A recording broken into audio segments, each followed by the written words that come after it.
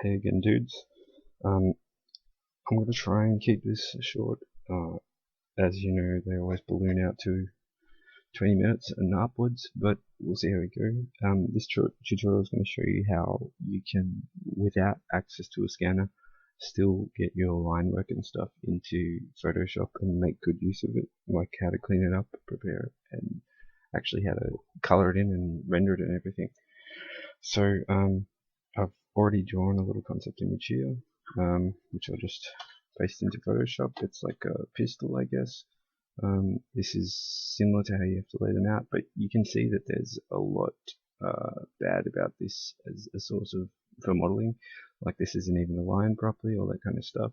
So the first thing we're going to do is sort of get a feel for how it's aligned. I mean, I often do this. It's maybe a weird habit, but I often just box out selection marquees to see if things are straight or close enough to straight. Obviously this is very far from it. So first we're going to Control C, Control V there onto a new layer. Okay.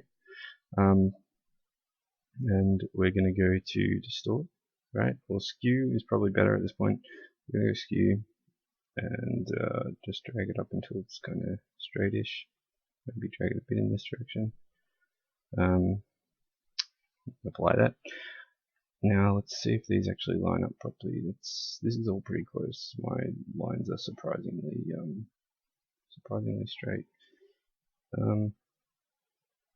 That's starting to not be in line with what it's meant to be in line with. By the way, this isn't based on a real particular pistol or anything. It's mostly jacked its overall form from a Bergmann pistol from about 1896 or something. But I've mixed in a bit of some Mauser elements, and the removable magazine is kind of jacked from a Swiss rifle design. The grip is pretty much like a Webley Royal Irish Constabulary revolver, but it's not particularly important. Just explaining that you can get your sources of inspiration from wherever and sort of mix them together. You don't necessarily have to make everything up out of your own little head.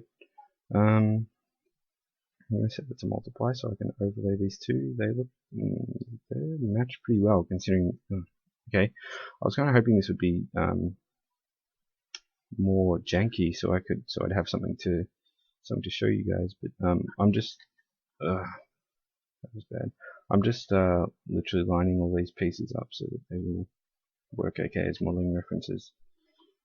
Because right now, I mean, you can import this into the viewport in 3ds Max, and in its default state before I've edited it, it would be pretty bad for modeling from.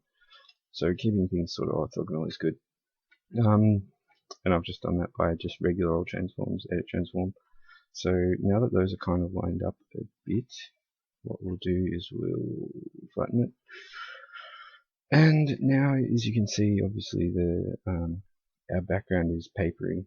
We probably don't want that if we're going to use it as line work as a basis for for painting in and making a little concept drawing out of. So we'll go add adjustment layer levels in it.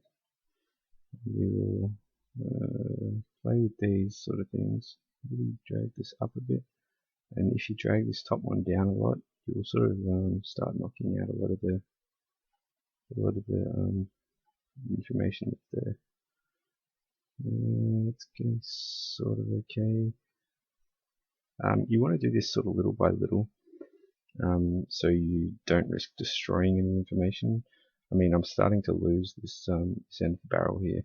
So what I'm going to do is I'm going to do another adjustment layer. Oh, yeah, I'll do another adjustment layer for levels again. But this time what I'm going to do is I'm going to go into the mask of it, which is here. And I'm going to actually first I'll just do a really extreme edit on it, so I can see exactly where the mask is. Then I'm going to click on the mask, and I'm going to basically get a big brush, a big chunky brush, and pretty much tell it to exclude this half of the image where I'm starting to lose details. And it's basically because this is literally just a picture taken with my phone, and the light was coming from over this side, and this side just caught more light than the other side. So we're kind of correcting that at the moment. I'm just sort of faded out a little bit. Anyway, pick that again and go into adjustments and start sort of. You can see now we can drag that almost all the way over, and it's not actually affecting the left-hand side of the image at all, which is cool. I'm fairly happy with that. It's looking kind of consistent. I am happy to flatten that as well, and what I'm going to do now is desaturate it, just so that there's no yellow left in it. You can see there's still some big sort of chunks of grey in there as well. So I'm going to just do a quick levels edit on that to sort of knock it out. You can see it's pretty much gone after just a very small edit, really. I'm going to crank these up again to bring the black lines quite strong in there. Okay, so as you can see here, there's a line that was on a piece of printed paper I used. This is literally printed on like some document from work, I think. So I'm going to get rid of this just by painting it out. Might want a bigger brush than that though. Just paint that line out with white. That's pretty easy. This is what actually decided the length of the barrel as well, which is not great. Probably draw on a clean piece of paper so that you don't make a pistol with a ludicrously thin barrel. Short barrel, sorry. As you can see, the magazine's right here, so the bullet gets through this much barrel. Very, very little. I'm going to do some more cleanup around here. Just with the white paint tool, if you get rid of some of these working lines, that when you're sketching something out, you'll often just have like little imperfections and here and there. Some people leave those in because they like the the hand-drawn feel. This line work isn't great. If you were being really if you were being super fussy about it, you'd probably trace this through with like a pen tool or something, just to keep it all nice and clean and vectory. I almost erased something there. This little thing is actually down here. That's like a magazine release or whatever for this. That's also jacked from the Swiss rifle. I think K31s had those and stuff. So yeah, when I drew this, obviously, if you don't know some drawing fundamentals, like I've projected lines down to try and keep things as aligned as possible. They're not perfect, but it's pretty close. Again, this is something I actually screwed up because I drew this view, and then I decided I wanted this safety here. This is something that's jacked from a Mauser pistol. That little detail. They had a little eraser. They had this little sort of flip up safety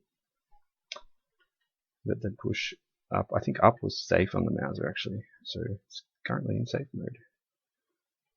And I just want to get rid of that line because the line there was just there because I'd already drawn that and I didn't actually want it there. Same with this, the hammer was going through the back of that. I'll clean this up a little bit more. So this is literally just you're just knowing what you want the thing to look like, and going around and cleaning it up accordingly. As you can probably see, the hammer is cocked on this thing, so that's probably why the safety's on, for maximum safety. I'm just going to sort of talk about the design, I guess, while I'm painting these things out. This style of grip at the back is another thing jacked from the Mauser pistol. This trigger shape is very English looking, probably because I started drawing this Webley style grip and decided, I'm going to have an English style rear end to this weapon, I suppose, butt as they might call it in England. I'm just kind of making sure my line work is sort of all there. That circle is terrible, but whatever. There's some shading I did in the original drawing which I don't really need for the purpose of doing colouring in line art, so I'm just going to sort of get rid of some of that. That is meant to be, it looks like a mistake, but it's actually meant to be some chamber marking looking stuff, because they always used to mark their rifles around there on the chamber. This isn't really centered. This would usually be centered with the chamber, so I'm going to go to warp, I suppose, and see what I can do to fix that here. That looks not perfectly good enough for me. I'm not a perfect person. I'm just going to nuke out where my hand was. This little pistol round is not in the greatest form at the moment. So I'm just going to clean that up a little bit as well. As you can see, it's quite necked. I've gone for sort of like a late 19th century, early 20th century aesthetic. They were really optimistic about like high performance, like fast moving pistol cartridges for whatever reason. Especially in Europe, they were all about that. And this is meant to be a European looking thing, I suppose. So I've necked the pistol cartridge down a little bit. This is all stuff that you sort of pick up if you get into, you know, whatever topic you want to get into. Firearms, melee weapons, character costumes and stuff. And it all just becomes part of your, they call it a visual library. You get just this sort of bank of knowledge that you can draw on. I'm okay with that. That's good enough for me. So we're going to start actually coloring this in.